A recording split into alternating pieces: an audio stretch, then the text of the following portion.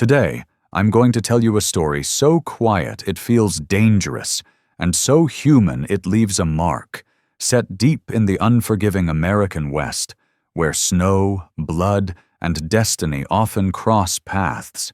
This is a land where survival is never promised, and one choice can mean life or death. It all began with a single act of mercy, small enough to be dismissed, but powerful enough to change everything. Before we kick off this adventure, don't forget to hit like on the video and let us know in the comments where you're watching from. Arizona Territory, San Francisco Peaks, 1887. The winter wind screamed through the pines, driving needles of snow into Mara Coleridge's face as she lashed the final bundle of firewood onto her sled. Night was closing fast, and with it came a cold sharp enough to turn flesh to stone. 3 winters alone had taught her caution down to the smallest detail. Since influenza had taken both her parents, the 23-year-old had kept the ranch standing by sheer will, learning the hard way what her father once taught her with patience. "Come on, Grain," she muttered, brushing frost from the old draft horse's mane. Just one last run before the storm broke. The horse snorted softly, breath curling into pale clouds. Mara pulled her father's heavy wool coat tighter around her shoulders and tugged her hat low as the snowfall thickened, the sky darkening by the minute. They had no time to waste. The storm that had loomed all day was finally showing its teeth. The trail back to the cabin faded into a wall of white, barely visible beyond a few yards. Grain knew the route by heart, yet even he shifted uneasily as the world narrowed around them. Mara kept her eyes fixed ahead until something dark interrupted the endless white near the edge of the trail. At first she thought it was a fallen pine, maybe an animal crouched against the wind. Then they drew closer, and her breath caught hard in her chest. A horse. A powerful paint stallion stood rigid, planted over a motionless shape half buried in snow. "Easy, Grain," Mara said, tightening the reins. Every instinct told her to turn back. Frontier towns were full of stories. Traps laid for kind souls, bait meant to draw the careless in. But the stallion wasn't frantic. He stood watchful, deliberate, like a sentry. "Hello?" she called. The wind tore the word apart. The horse's ears flicked toward her voice. The man beneath him did not move. Mara slid her hand to her father's rifle, always loaded on the sled, and stepped closer. The stallion watched her closely, dark eyes sharp, yet he did not charge. The shape in the snow resolved into a man sprawled face down, one arm stretched toward his horse as if he'd fallen reaching for help. Blood soaked into the snow beneath him, a violent red against the white. Mara knelt, rifle steady, and turned his face with a gloved hand. Her heart lurched, copper skin, high, hard cheekbones, braided black hair marked with a cut design she'd only seen in whispered warnings. She knew what he was, an Apache, and not just any Apache. The markings on his leathers, half hidden beneath a stolen cavalry coat, confirmed it. This was Nokai, the name spoken with fear and reluctant respect across the territory. The Territory Ironcoats had hunted him for years since his escape from the reservation, blaming him for every raid, every act of defiance. "Murderer," they said. "Freedom fighter," others whispered. All agreed on one thing. He was the most dangerous Apache still alive. Mara's first instinct was to leave him there. Helping him would turn her into a traitor in the eyes of every settler and soldier for 100 miles. Then his eyes opened, dark, focused, burning with pain and awareness. They locked onto hers, freezing her in place. Help," she said, the words tumbling out rough and uncertain. "You're hurt." Blood seeped from his side. His breathing was shallow, uneven. Left there, he would die before morning. His lips moved again, but nothing came out. Blood seeped steadily from the wound in his side, each breath ragged and uneven. Left where he lay, the cold would finish what the bullet had started. In that instant, Mara Coleridge chose a path no reason could defend, one her neighbors would brand insanity, one the law would call betrayal. Yet as she held his gaze, she no longer saw the legend whispered in fear. She saw a man clinging to life. "I'm going to help you," she said, the words steady, spoken as much to herself as to him. Summoning strength she hadn't known she carried, Mara dragged the wounded Apache toward the sled. He was solid muscle beneath the blood and frost, his weight made heavier by cold and loss of strength. Even half-conscious, he tried to aid her, pride fighting weakness. His stallion followed close behind, silent and watchful, nudging Nokai's shoulder as if urging him to endure. When they reached the sled, Mara shifted the firewood into a rough shield and wrapped him in her emergency blanket. "Stay still," she ordered as he struggled again, his hand instinctively reaching for a knife that wasn't there. "I'm taking you somewhere safe." The trip back to the cabin stretched into an endless crawl. Snow thickened, piling high as grain strained through the drifts. Mara's thoughts churned. Was she saving a killer? Would he turn on her once his strength returned? What would happen if the territory ironcoats came searching? By the time the cabin appeared, dusk had surrendered fully to night. The warmth inside offered little peace. With exhausting effort, she hauled him across the threshold and lowered him onto the bare hide rug near the hearth. Firelight revealed the truth she'd feared. A bullet wound in his side, shallow but dangerous. The cold had slowed the bleeding. A long gash split his leg, and his hands bore marks of desperate defense. He had fallen in country few dared enter, least of all during a winter storm. As Mara cut away his soaked shirt, Nokai's hand snapped up, gripping her wrist with startling force. "I won't hurt you," she said calmly, meeting his wary stare. "The bullet has to come out." His dark eyes searched her face, measuring truth against instinct. At last, he let go, giving a brief nod before sinking back. Mara worked fast, washing the wounds with whiskey that drew a sharp hiss from his clenched teeth. The bullet had only grazed a rib. Luck, thin as it was, still lingered. Outside, the storm howled on, nature's violence sealing them away from the world. No one would cross this blizzard. They were alone, by fate or by choice. As Mara stitched the final wound with steady hands, she felt his eyes on her, unreadable. "Why?" he asked. His voice was low, accented, but clear. She paused, needle suspended. The question was simple. The answer was not. Every story she'd heard should have driven her away.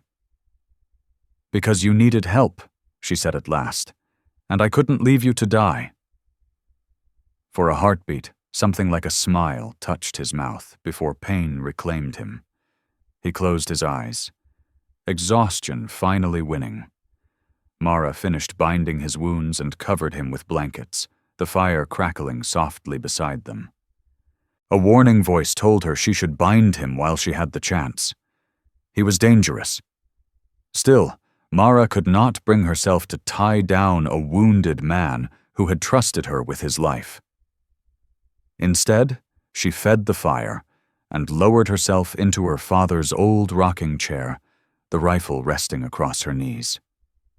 If mercy turned out to be a mistake, she would face it awake and ready. Outside, Kelt had taken shelter in the small stable beside Grain. Inside, the most hunted man in the Arizona territory slept beneath her roof, guarded by a woman who had gambled everything to save him. The storm would hold the mountains for 3 days. Neither of them knew it yet, but those days would carve a line neither could ever step back across. Dawn crept in pale and cold through frost-clouded windows when Mara Coleridge jolted awake. Her neck burned from hours spent upright, fingers still tight around the rifle stock. For a breath, she wondered if the night had been nothing but a fevered dream, until her eyes found the figure near the hearth. Nokai was awake. He lay propped against a rolled blanket, watching her with eyes sharp and dark. His face gave nothing away, but the tension in his shoulders told her he was alert, measuring distance, judging risk. "Morning," Mara said carefully, setting the rifle aside but not far. "How do you feel?" "I will live," he replied. His voice was steadier than before. "You know medicine?" "My father taught me," she said. "Out here you learn fast, or you don't last." She rose slowly, aware of his gaze as she coaxed the fire back to life. Outside, the storm still battered the cabin, snow stacked high against the walls, wind clawing through every seam. "You are alone," Nokai said. It was a statement, not a question. "My parents died 3 winters ago. Influenza." The words slipped out before she considered them. Loneliness had a way of loosening the tongue, even with a man like him. "You keep this place," he said. There was respect in it. "That is not easy." "I do what has to be done." Mara moved to the small cooking table. "You should eat. You lost blood."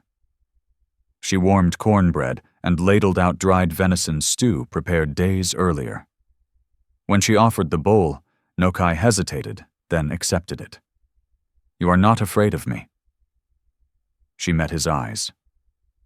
"I am?" Terrified.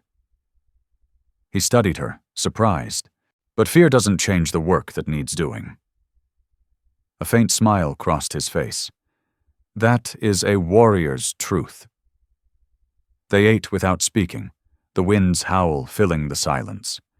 When he finished, Nokai tried to rise and collapsed back with a sharp breath. "Don't," Mara said firmly. "That wound needs time." "When the storm ends, the territory ironcoats will come," he said. "I cannot be here. They will kill you for helping me." The weight of it settled heavy in her chest. What she had done would be called treason if discovered. "They don't patrol this far often," she said, partly to steady herself. "And the snow will hide tracks." "For now," he said, eyes narrowing. "We have time." Mara nodded. "We," she said quietly, "until you're strong enough to leave. We face this together." She answered with steadier words than she truly felt. Over the next 2 days, as the storm slowly loosened its grip, they settled into a careful rhythm. Mara Coleridge cleaned his wounds, brought him food, and, when his strength allowed, helped him walk short distances so his body would not stiffen beyond repair. Nokai spoke little, but his eyes never left her. On the second evening, while Mara stirred a pot of bean soup over the fire, he finally broke his silence. "Why do you live here?" he asked. "Alone in these mountains?" "Most white women wouldn't choose this," he added. Mara paused, ladling soup into 2 bowls. "It wasn't a choice at first," she said. "After my parents died, I couldn't leave the place they built. And after a while, I found I liked the quiet. In town, I'm just the poor woman to be pitied." She met his gaze and shrugged faintly. "Here, I'm simply myself." She handed him the bowl and sat across from him, noting how much easier he moved now. His strength was returning faster than she'd expected. That worried her. Soon he would be gone, and she would be left alone with the question she didn't want to face, whether she had done something brave or unforgivably foolish. "You have no husband," Nokai said. "No." She hesitated. "There was someone once, Rylan Holt, a neighboring rancher's son. We were meant to marry, but after my parents died and the ranch began to fail, he decided grief and hard work weren't worth the trouble." The bitterness slipped out, despite her effort to contain it. 3 years had passed, yet the wound still burned, not because she missed him, but because his leaving had confirmed what she had long feared. To most men, her worth was measured in land and comfort, not in who she was. "He was a fool," Nokai said. She looked up sharply. "You don't know me." "I know enough," he replied without blinking. "You saved an enemy when others would have left him to die. You keep this land alone when most would have given up. There is strength in you your people rarely allow women to show." Heat crept into Mara's cheeks. "Our women are not treated the same," Nokai continued. "They are the backbone of the people. They own the homes. They decide when camps move. They speak in council." A shadow crossed his face. "Before the reservations, before they tried to break us." There was pain in his voice, not of the body, but deeper, and Mara felt an ache to understand it. "Is that why you left?" she asked softly. "The reservation?" For a moment, his expression hardened, and she feared she had crossed a line. When he spoke, his voice was low, controlled, edged with something old and burning. "They took everything," he said. "Our land, our weapons, our horses. They gave us sickness instead, rotten food, blankets heavy with disease. My wife and my son died there while I watched, unable to stop it." Mara's breath caught. "I'm sorry," she whispered. "I didn't know." "Why would you?" he said, not unkindly. "Your papers call me murderer, savage. They never write what was done to us first." Silence settled between them, thick with ghosts. His dead family, her buried parents, the weight of a war older than either of them. At last she spoke. "What will you do?" Nokai stared into the fire, flames reflected in his eyes. "I will keep fighting," he said, "until I walk with my ancestors, or until there is justice." "And what does justice look like to you?" she asked. He did not answer at once, considering the question as carefully as everything else. "To be left alone," Nokai said quietly. "To live by our own laws, on land that feeds us, not caged, not reshaped by people who know nothing of our spirit." The words sounded simple, almost modest, yet Mara Coleridge knew how impossible they were. The government had made its answer clear long ago: absorb or disappear. There was no space in between. That night, Mara lay awake in her bed, having insisted Nokai take her parents' room instead of the floor with his wounds. Through the thin cabin walls, she could hear him shift now and then, restless despite exhaustion. She wondered if he was planning how to leave unseen, or if he was deciding whether she was a risk that needed silencing. Yet fear wasn't what kept her staring into the dark.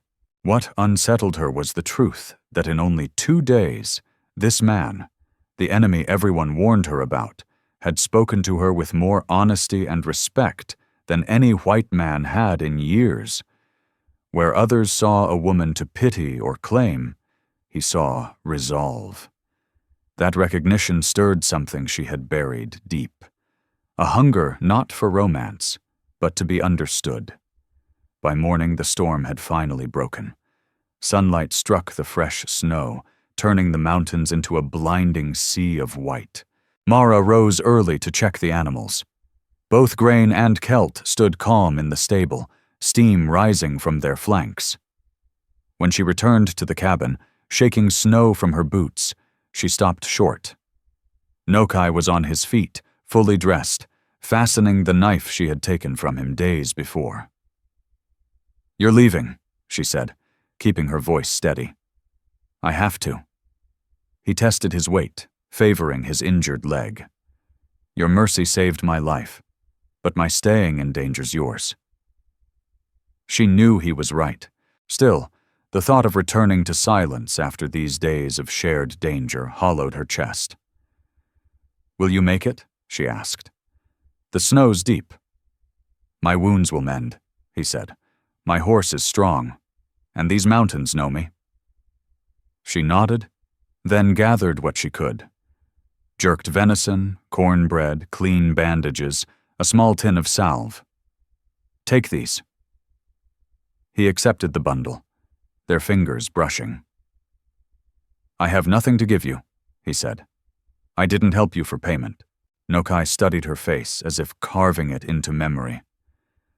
"My people do not forget a life debt. One day I will answer it." "Just stay alive," Mara said.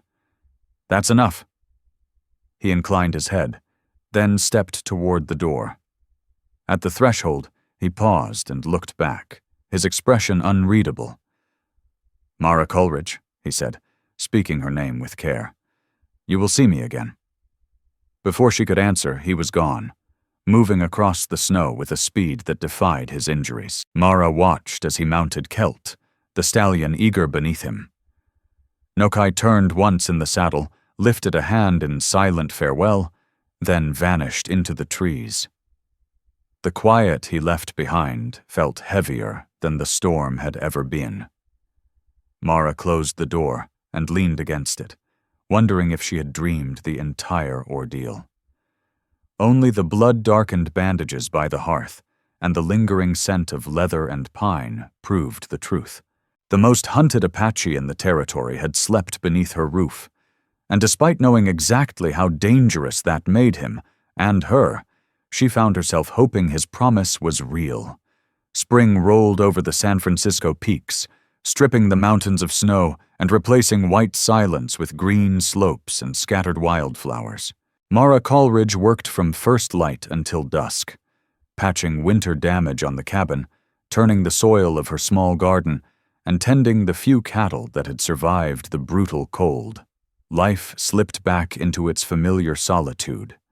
Yet more than once, she caught herself watching the tree line, half expecting to see a painted stallion and the rider who had vanished into it.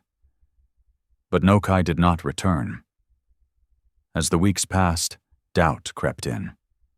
Perhaps his wounds had reopened. Perhaps the soldiers had found him. The thought weighed on her more than she cared to admit. Late April brought her monthly trip to Flagstaff for supplies. The settlement had changed since the railroad arrived, swelling with new shops and strangers.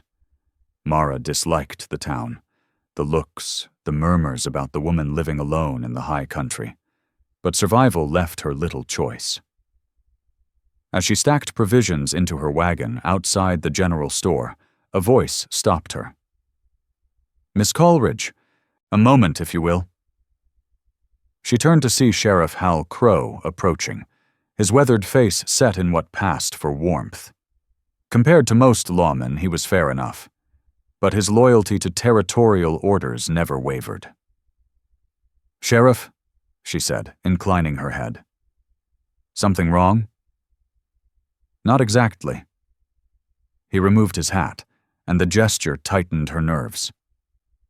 "Just wanted to offer a warning. There's been trouble in the foothills. A group tied to a renegade called Nokai." Her heart stuttered, but her face stayed calm. "I thought most Apache were confined to reservations." "Most are," Crow said. "This one isn't. Escaped years back. Been a thorn ever since. The territory ironcoats are serious now, sweeping everything, even the high country near your land." "I understand," Mara replied, lifting another crate, hoping he wouldn't notice the tremor in her hands. "I'll keep my rifle close." "Best if you stayed in town a while," he added. "Widow Perkins has rooms." She shook her head. "I can't leave the ranch." Crow studied her, unconvinced, then nodded. "Just don't take risks. If you see anything out of place, come straight here. They say this Nokai is clever, speaks English, makes him dangerous." "I'll remember," she said, climbing onto the wagon. As she left Flagstaff behind, her thoughts churned.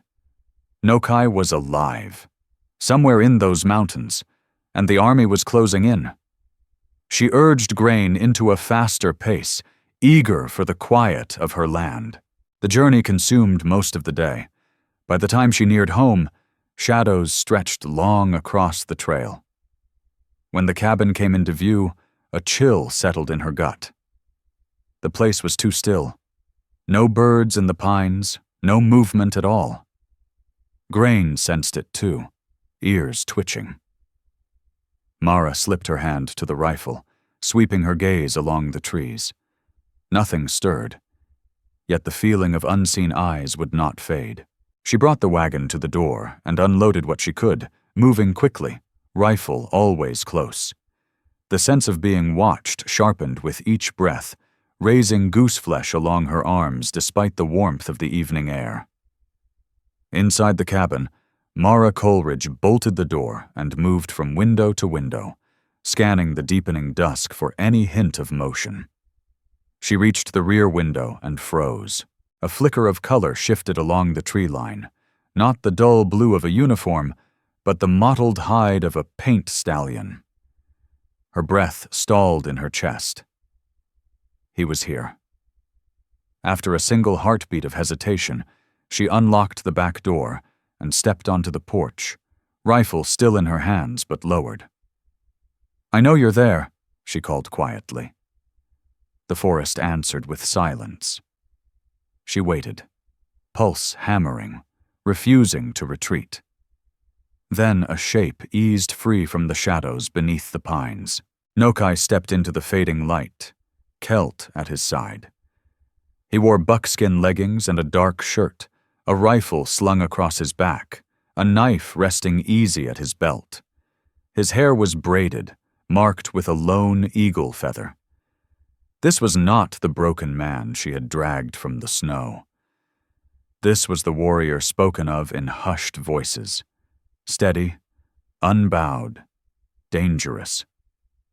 "You should not call out," he said as he approached. "Others may be watching. The sheriff says soldiers are combing these mountains for you." A hard smile touched his mouth. "They have been hunting me for years." Twilight thickened around them as they studied one another. Mara realized she had imagined this moment countless times, yet now found herself without words. "You are well," Nokai said at last. "Yes," she swallowed. "And your wounds?" He glanced toward the cabin. "Healed enough." Then, after a pause, "May I come closer? Or do you fear me now that I no longer depend on you?" There was no challenge in his voice, only honest curiosity. Mara lowered the rifle fully. "Come inside," she said. "It isn't safe out here." She turned and went in, knowing he would follow. When she lit the lamp, she found him just inside the doorway, his height making the small room feel tighter. His gaze traveled over the space, the simple furniture, the herbs drying from the rafters, the books stacked beside her chair. Everything was exactly as he had left it. "You were in town," he said, "for supplies. That is where I heard your name." "The sheriff warned me," she replied. "Told me to be careful." Nokai moved farther into the room, silent as breath. "And yet you invite me into your home again." "Why are you here?" Mara asked, setting the rifle aside. "You said you would return. I didn't know if you truly would." "I keep my word." "I don't believe you owe me anything." His dark eyes caught the lamplight. "My people do not measure debts as yours do, with coin or trade. You saved my life. Honor requires I answer that." "I'm not in danger," she said, though uncertainty crept in. "You will be." His expression hardened. "The Territory Ironcoats search for more than me. They hunt anyone who might have given me shelter." A chill slid through her. How would they know? "They suspect," he said. "A settler claimed to see a wounded Apache moving toward the high country during the storm. That is enough." Fear washed cold over her skin. "They will not stop until they find proof," Nokai continued, stepping closer. "You cannot stay here," Nokai said quietly. "Not now. You must leave, at least for a while." "Leave?" Mara Coleridge shook her head. This is my home. Everything I own is here, and you will lose all of it, he replied, if they decide you sheltered an enemy of the government. His voice softened, just a fraction. I did not come back to bring danger to your door. I came to pull you away from it. Mara stared at him as the weight of his words settled in. Take me where? She asked. I have nowhere else to go. My people, Nokai said. What remains of them? We have a refuge high in the mountains, places the soldiers cannot reach. You would be safe there until this passes. The idea struck her so sharply she laughed, the sound hollow. Live among your people? I'm white.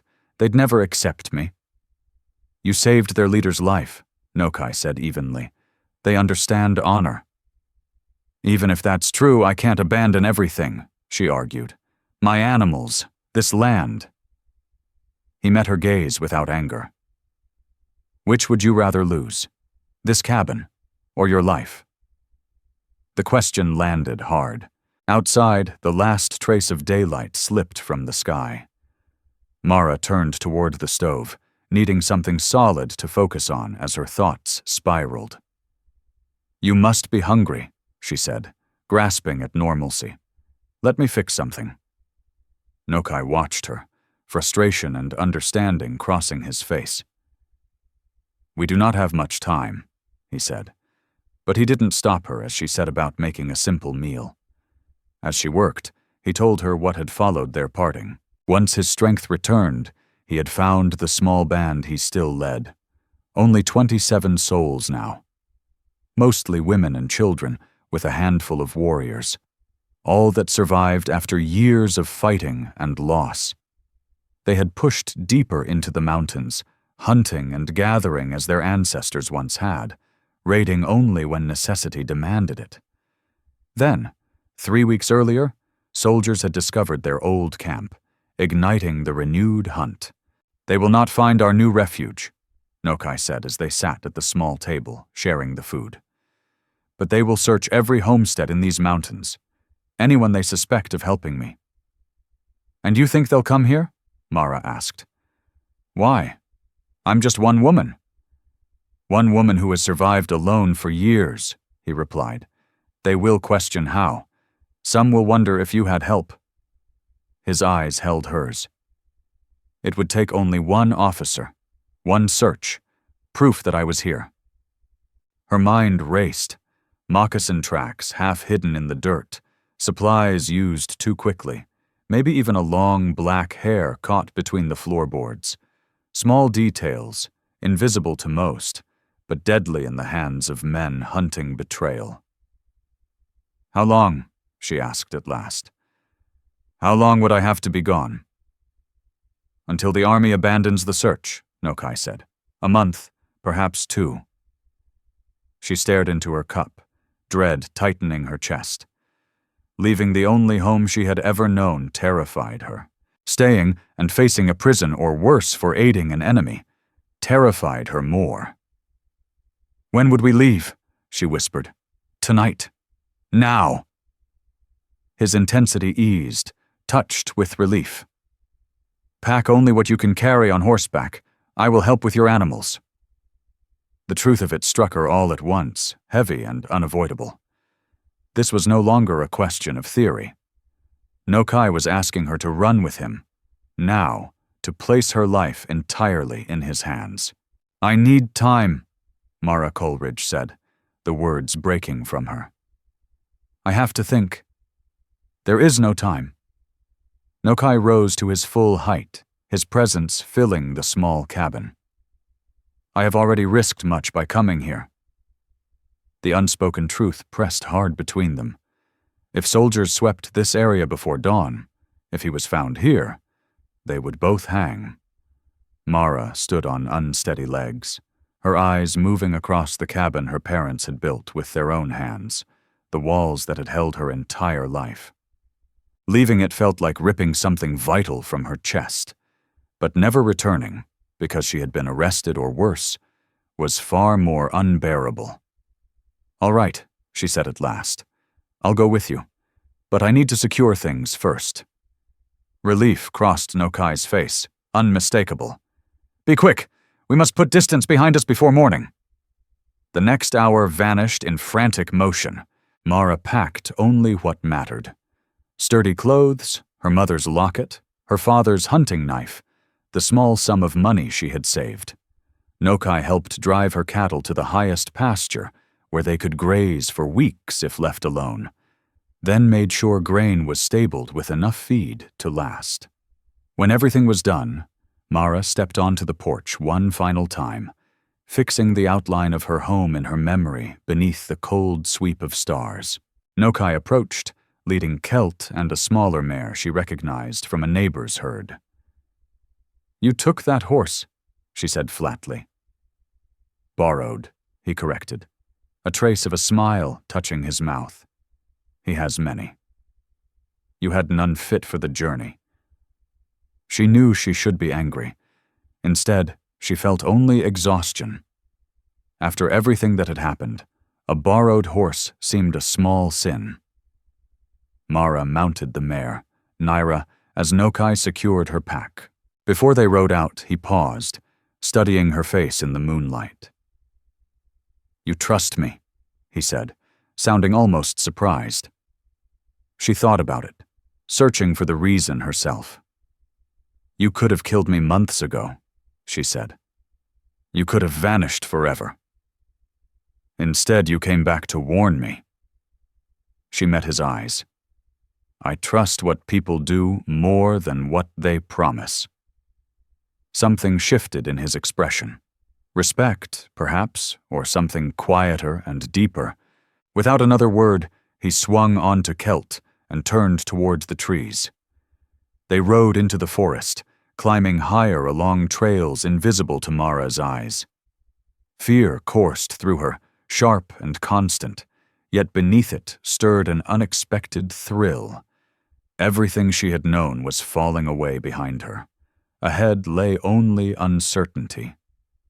She was fleeing with the most hunted Apache in the Arizona territory, a man she barely knew, yet one she had risked everything to save. Reason told her she was making a terrible mistake, but something older than reason whispered otherwise. Following this warrior was not merely the safest choice, it was the only path she had left. The night closed around them as they rode deeper into the wilderness. Two figures briefly etched against a vast spill of stars before the ancient pines swallowed them whole. The journey to Nokai's hidden refuge lasted through the night and into the next day. Through thick forest, across high meadows bright with spring flowers, and up steep, broken ridges where Mara dismounted to lead Naira, her breath burning as the mountains rose around them. Nokai spoke little as they traveled, breaking the silence only to warn her of loose stone or to ask if she needed to stop. As the sun climbed, Mara Coleridge took in the land with quiet awe. She had lived her entire life in these mountains, yet she had never come this far, never seen them stripped of fences, cabins, and trails.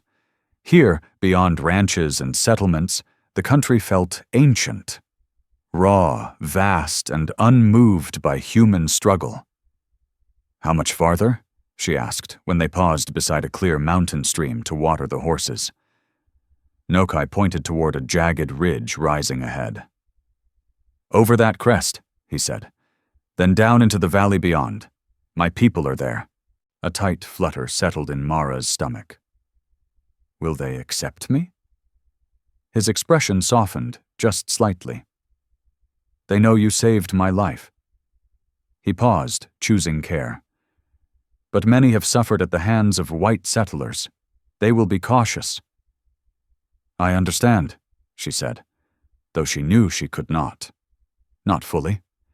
She was about to enter a world where she would likely be the first white face not carrying a rifle or a Bible. They climbed higher, the trail narrowing and roughening beneath the horses' hooves. By midday, they reached the ridge Nokai had named. From its height, Mara could see for miles, the distant glint of Flagstaff, endless forest rolling outward, mountains folding into the horizon. Somewhere out there lay her cabin, small and exposed beneath the open sky. "Look well," Nokai said, catching her backward glance. Few white eyes have seen this view and lived to remember it. There was no threat in his voice, only truth, a reminder that she had crossed a line few ever did. Mara filled her lungs with thin mountain air and turned forward. They began their descent into a valley hidden from the world below, reachable only by the perilous path they followed. Sheltered against the mountainside, protected by overhanging rock and thick pine, the camp finally revealed itself. It was nothing like she had imagined. There were no sprawling tents, no obvious signs of habitation. Instead, a dozen low wickiups lay tucked into the land, rounded shelters woven of brush and hides, so perfectly blended they vanished into the terrain. Without Nokai leading her, she would have ridden past without ever knowing they were there. They were not unseen. Before they reached the camp's edge, 3 warriors stepped into view, rifles raised. Their voices rang out in Apache, sharp and guarded. Nokai answered calmly, motioning toward Mara. She did not understand the words, but she understood the moment. He was claiming her presence, taking responsibility. The rifles lowered, though the warriors' eyes stayed hard on her as they escorted them inside. Movement in the camp stopped. Women paused mid-task. Children stilled. Elders emerged from the shadows of shelters, all eyes turning to the white woman beside their leader. Mara had never felt more exposed. Her clothes, her skin, her very breath marked her as different. She resisted the urge to fold inward. Instead, she straightened her back and met their gazes. Steady, open, unflinching. An elderly woman stepped forward, her face etched with years, her posture unbent by age. Authority radiated from her. She spoke sharply to Nokai, gesturing toward Mara with unmistakable disapproval. "That is Awen," Nokai said quietly. "My mother's sister, Undor. She asks why I have brought a white woman to our last refuge." Mara watched as Nokai answered the elder, his voice calm but resolute, respect woven with unyielding resolve. Though Mara Coleridge could not understand the words Nokai spoke, she recognized the meaning when he motioned to his side, to the place where the bullet had torn into him. Awen's gaze sharpened as she studied Mara anew. After a long moment, the elder stepped forward until she stood directly before her. Without warning, Awen reached out and took Mara's hands, turning them slowly, inspecting the thick calluses and old scars earned through years of ranch labor. Then, with unexpected gentleness, she touched Mara's face, lifting her chin slightly, peering into her eyes, as if searching for something beneath the surface. Whatever she found there seemed to satisfy her. Awen spoke quietly to Nokai, then turned away, calling out to the others. Gradually, life in the camp resumed, though curious glances still followed Mara wherever she moved. "What did she say?" Mara asked. A rare smile curved Nokai's mouth. "She said your hands show you do not fear work, and your eyes show you do not fear truth. She welcomes you as the one who saved her sister's son." Relief rushed through Mara. "I was afraid." "The fear is not gone," Nokai replied. "But my aunt's word carries weight. The others will allow you a chance, and prove herself she did." In the days that followed, Mara worked beside the Apache women with quiet determination. She gathered wild plants, helped prepare meals, repaired shelters, and learned the slow, demanding work of tanning hides. Some tasks felt familiar, her ranch upbringing serving her well. Others left her clumsy and uncertain, drawing soft laughter when she fumbled with unfamiliar tools. Little by little, the tension eased.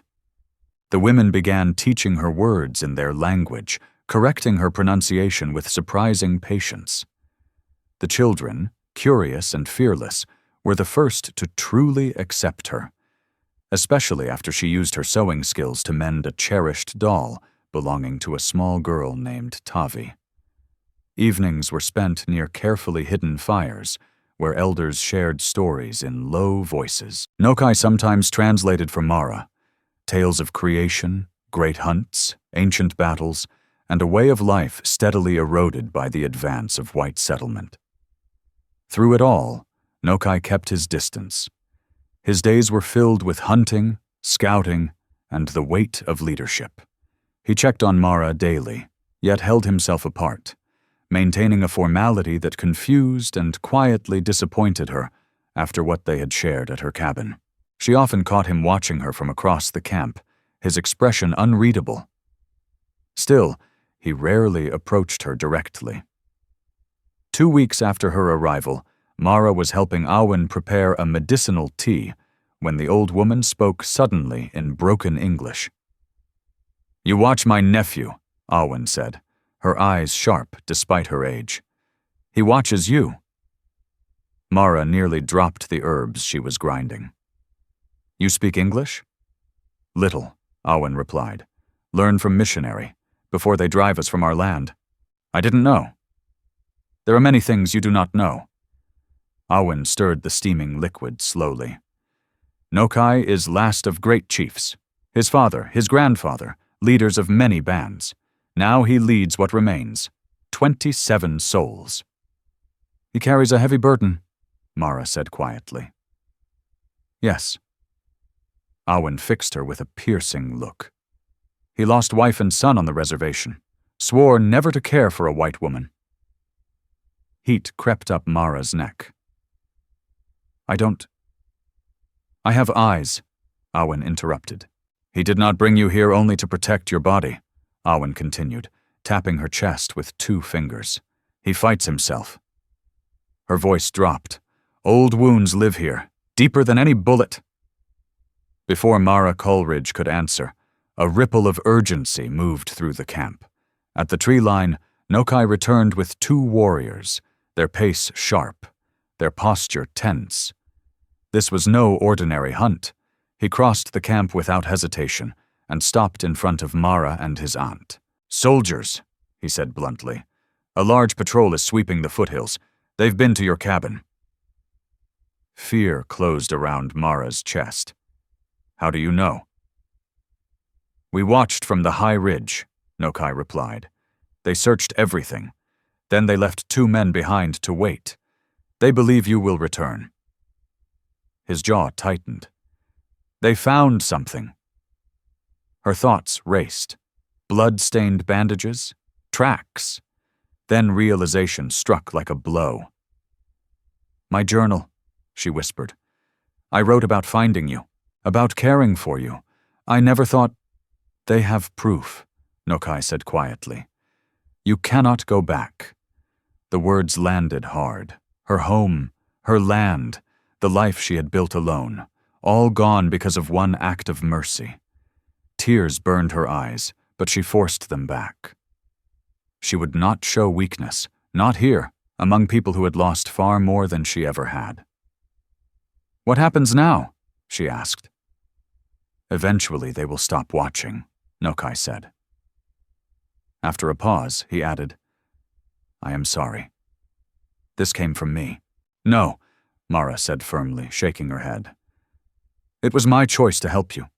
My choice to write those words. I don't regret either."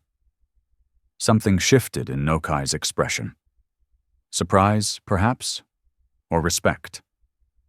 For a brief moment, the distance he kept fell away, and she saw the man she had tended through winter nights, wounded, human, bound to her by something neither of them had named. Awen observed them closely, then spoke sharply in Apache. Nokai answered her, clearly objecting, but the old woman was unmoved. At last, he turned back to Mara. "My aunt says it is time you learn more of our ways. Tonight there will be a ceremony, a telling of who we were and who we must become. She says you should be there." Mara sensed the weight beneath the invitation. "Is that unusual?" "It is," Nokai admitted. "Such ceremonies are for our people only. No white person has ever been invited." "Then I'm honored," Mara said softly. "But why me?" Nokai looked uneasy. "My aunt has visions at times. She believes your coming was seen long ago." He shrugged, an almost awkward gesture. "I do not argue with her." That night, as darkness settled over the valley, the red hollow kin gathered in a wide circle around a single fire, its glow carefully hidden beneath an overhanging shelf of rock. Mara sat beside Awen and a young mother named Sela, who had begun teaching her the first patterns of basket weaving. Prayers rose in Apache, slow and solemn, as smoke from sacred herbs drifted into the night air.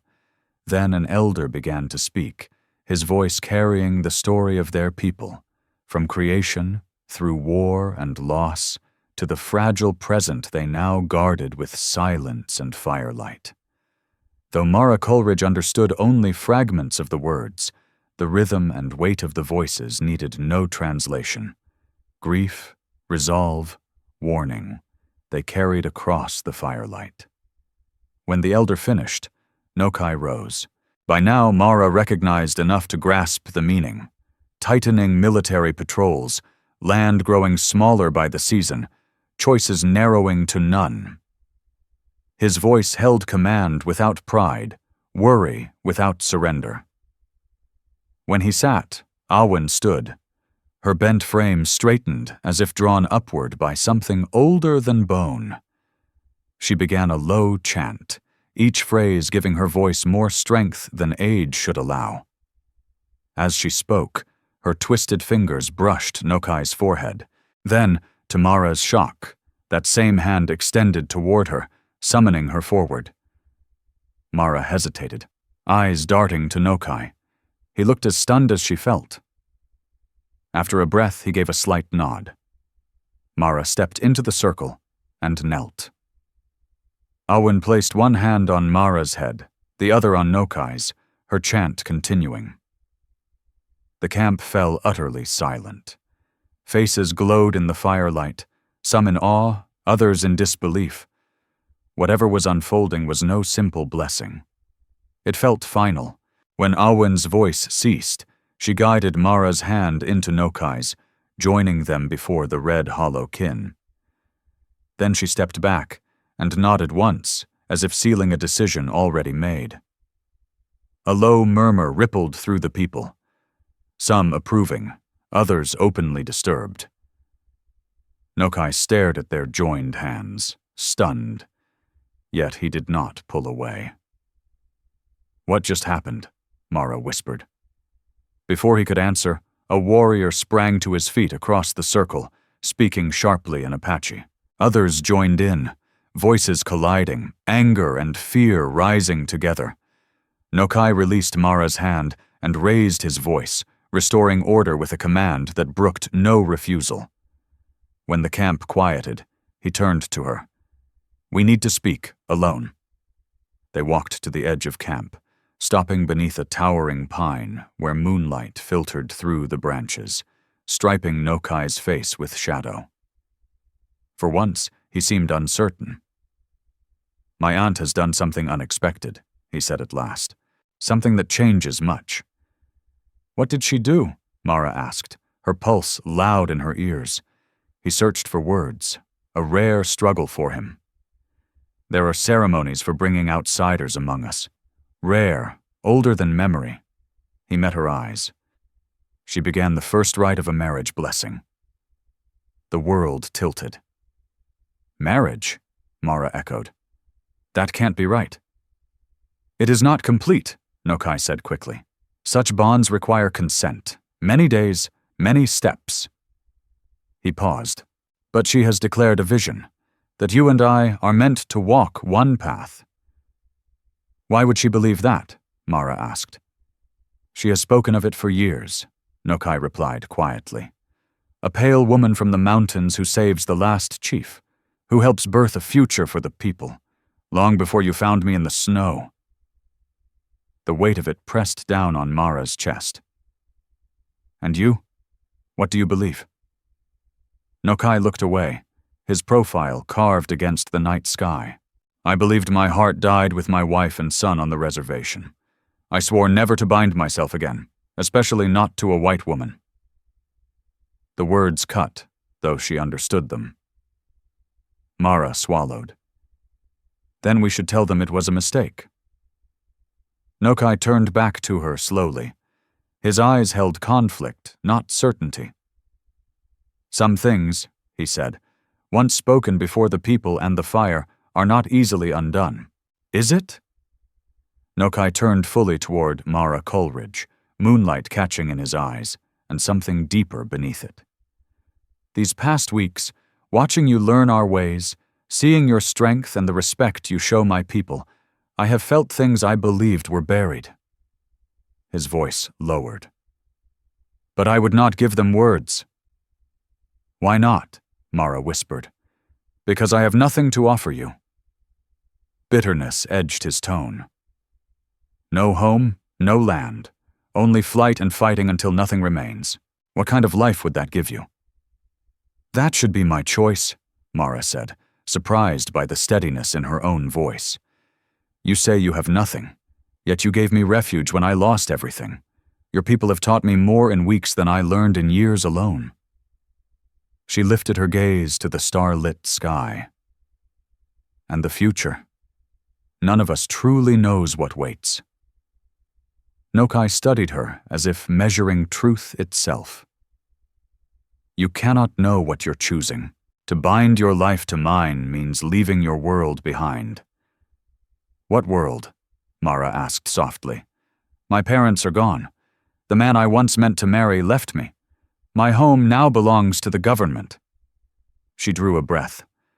"The only place I've felt seen, respected in years is here, among your people." Her voice faltered, then steadied. "And with you." Something broke through Nokai's careful reserve. He reached out, his rough hand resting gently against her cheek. "From the day you pulled me from the snow," he said, searching for the word, "I recognized you, not as enemy, not as stranger, as destiny, perhaps." Mara leaned into his touch. "I felt it too." "It will not be easy," he warned. "Some will resist. The world beyond will call you traitor. We may have to climb higher, move farther, perhaps even cross into Mexico if the territory ironcoats press harder." "I understand," she said. "I'm not afraid." "No," he agreed, a smile finally warming his face. "You never were." When his lips met hers, the moment felt inevitable, gentle yet fierce, an unspoken promise born the day she found him in the storm. When they parted, Nokai rested his forehead against hers. "If we do this, we do it properly, with full ceremony, with the elders' blessing and the sacred vows of my people. You would become Apache, in all but blood." "Yes," Mara whispered, without pause. Hand in hand, they returned to the circle. The debate carried late into the night, some voices welcoming what they believed was the fulfillment of a vision, others wary of bringing a white woman into the heart of their most sacred rites.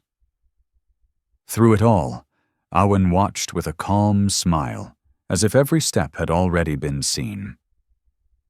At last, a decision was made. With preparation and instruction, Mara Coleridge and Nokai would be joined, according to Apache tradition, in 7 days' time. Those days passed in a rush of learning. Mara memorized the words she would speak, the meanings woven into each rite, the responsibilities she would bear as Nokai's wife and as a daughter of the Red Hollow kin. The women guided her hands as they fashioned ceremonial garments, stitching beadwork and symbols of protection and renewal, each thread binding her more firmly to the life she had chosen. Nokai himself seemed changed.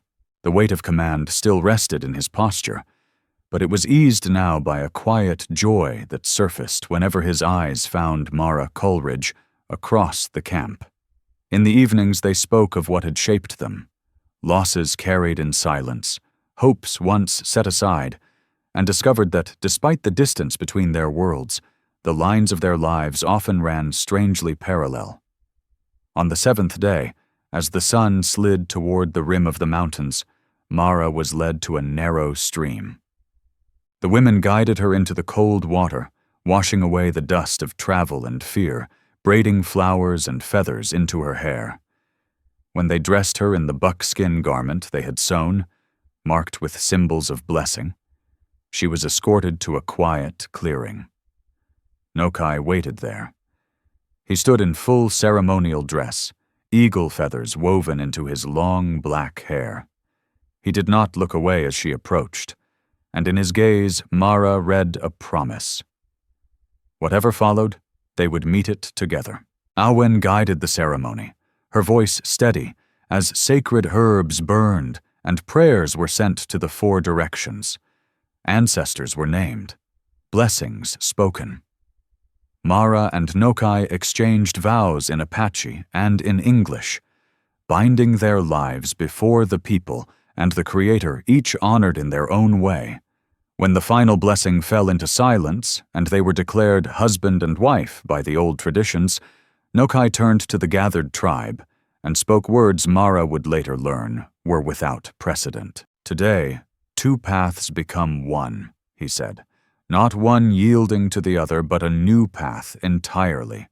As Mara now walks in 2 worlds, her birth world and ours, perhaps there is a way forward for all of us, not surrender, not endless war, but something we have not yet imagined. Some faces nodded, others remained guarded. All understood the weight of what had happened. Their leader had taken a white wife and offered a vision beyond survival. That night, in the wickiup prepared for them, Nokai and Mara came together as husband and wife. Their passion was fierce, but tempered by tenderness, their union an act of defiance against a world determined to keep them apart.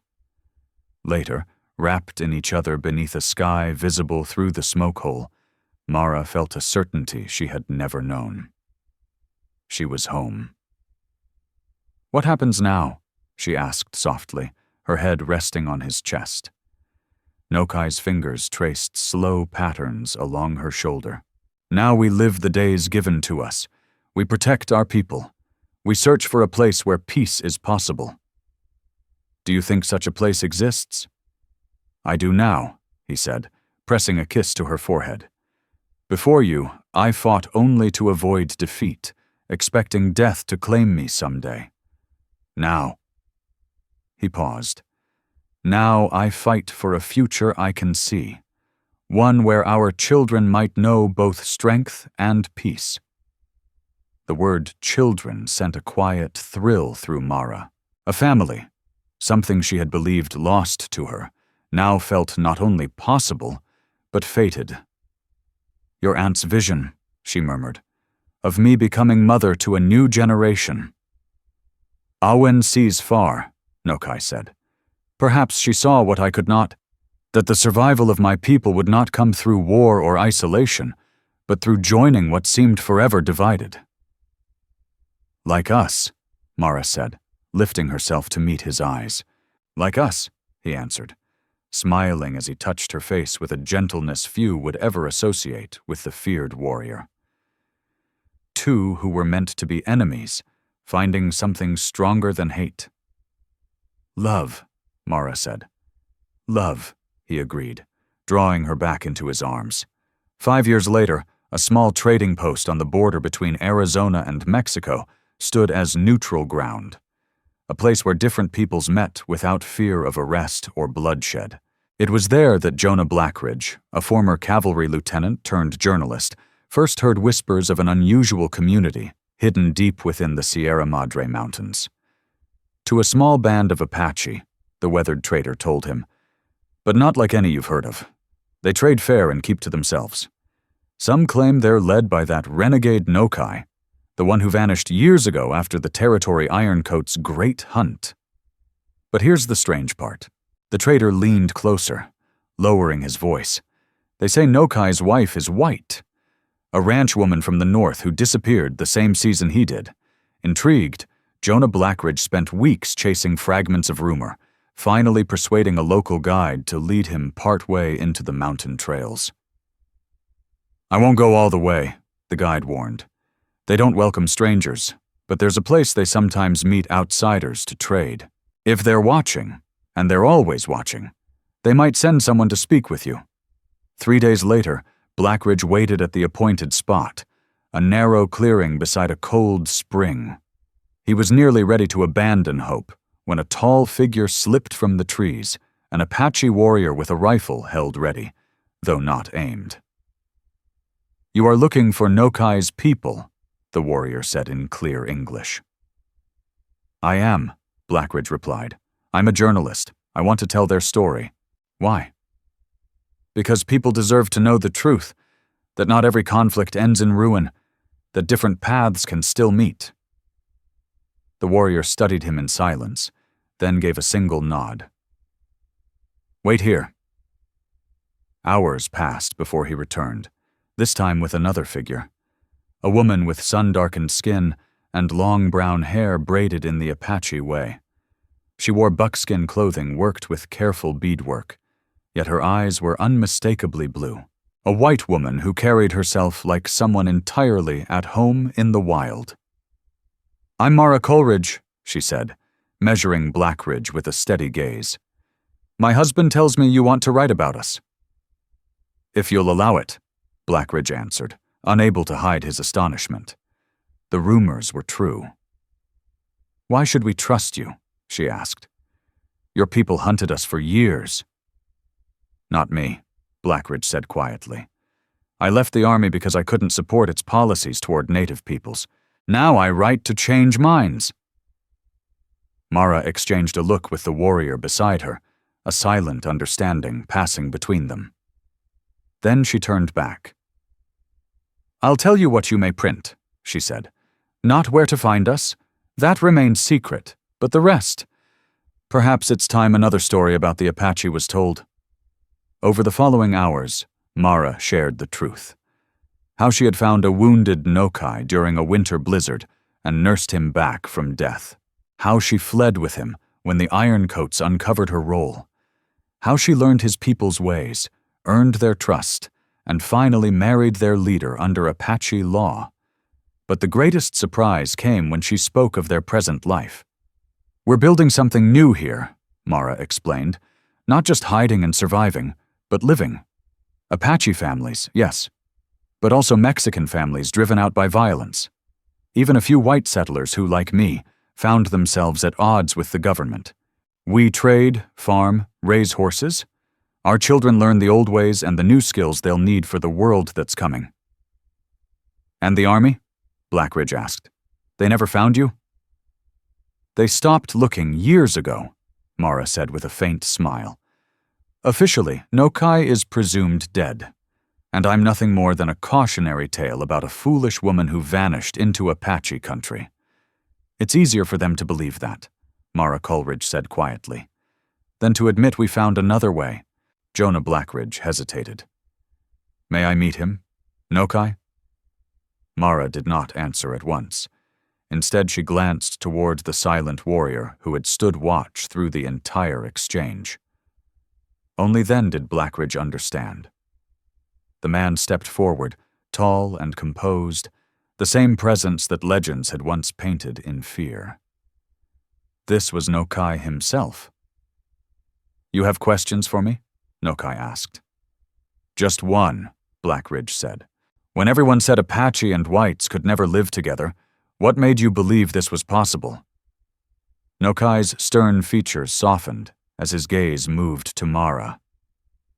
"When she found me in the snow, she could have walked away and let the cold finish its work," he said. "When I healed, I could have killed her. Instead, we both chose differently." He paused, weighing his words. One act of mercy changed 2 lives. From those 2 lives, many others followed. Now our children will carry both stories, both bloodlines. As if summoned, a small boy burst from the trees, no more than 4 years old, his copper skin unmistakably Nokai's, his bright blue eyes unmistakably Mara's. A younger girl followed, still unsure on her feet. Mara knelt and gathered them close, her hands resting protectively on their shoulders. They were the living proof of the bridge that had been built. "What will you write about us?" Nokai asked, one arm around his family. Blackridge considered carefully. The truth, that the most hunted Apache in the territory and the woman who saved him discovered something neither expected. A future where hatred gave way to understanding, and understanding to love. That somewhere in these mountains, a community exists proving different paths can become one. "And will that truth help us?" Nokai asked, "or bring harm?" "I believe it will help," Blackridge answered. "People need to know that enemies can become family. That compassion can change the course of lives, especially now, as the old century fades." Mara nodded slowly. "Tell them this too," she said. "I never offered Nokai my heart when I pulled him from the snow. I offered help to a wounded man." She tightened her arms around the children. "In return, he gave me something I never expected. A home where I belong, a purpose greater than survival, and a love that crossed every boundary the world tried to set." When Jonah Blackridge finally departed, carrying the story that would later become one of the most widely read accounts of 1892, he looked back once more. The former ranchwoman, the Apache leader, and the children walked together into the trees, disappearing into the high country they had claimed as their own.